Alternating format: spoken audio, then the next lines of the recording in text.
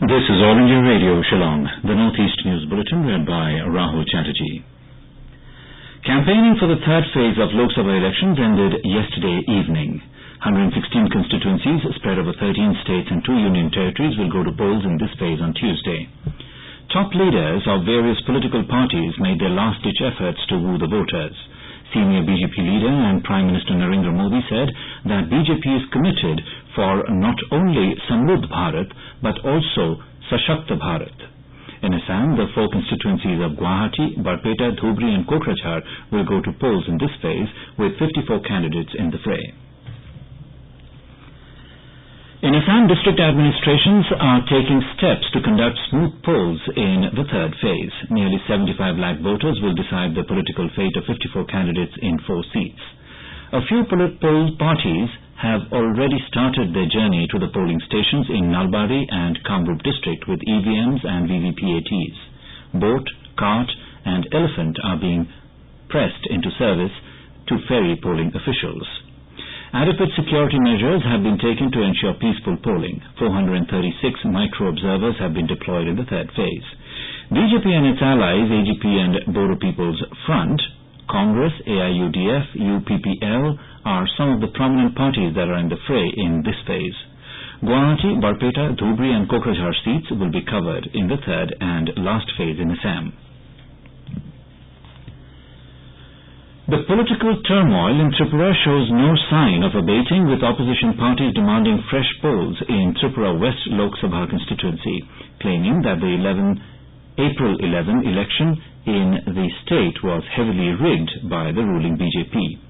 Denying the charge, the Saffron Party said that the allegations are baseless and are politically motivated. Around 77.6% voter turnout was recorded in the first phase of election in West Tripura. Gautam Das, the state secretary of the CPIM, told reporters that his party has submitted a memorandum to the returning officer of Tripura West, Sandeep Mahatme, on Saturday demanding a re-poll in the seat. He claimed that elections were rigged in 846 out of 1,679 booths in the constituency. The other Lok Sabha seat in the state, East Tripura, was scheduled to go to polls on April 18, but the Election Commission postponed the date to April 23, asserting that the prevailing law and order situation is not conducive for holding free and fair polls. 9 families of the 16 miners trapped inside an illegal rat hole coal mine in Meghalaya since December have given consent to the district administration to stop the ongoing search operations, which entered its 130th day on Sunday.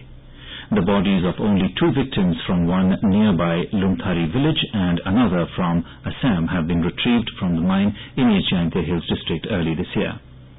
The miners were trapped after water from the nearby Littian river gushed into the 370 feet deep mine in Lumthari village in the Ksan area on December 13 last year. On January 28, the Supreme Court had asked the centre and the Meghalaya government to continue their multi-agency operations to rescue the miners. Along with the rest of the world, Easter was celebrated across the northeastern region to commemorate the resurrection of Jesus Christ. The resurrection was announced at the stroke of midnight at churches, and special prayers were held on the occasion. Special masses and Easter services were organized on the occasion. President, Vice President and Prime Minister greeted the people on Easter.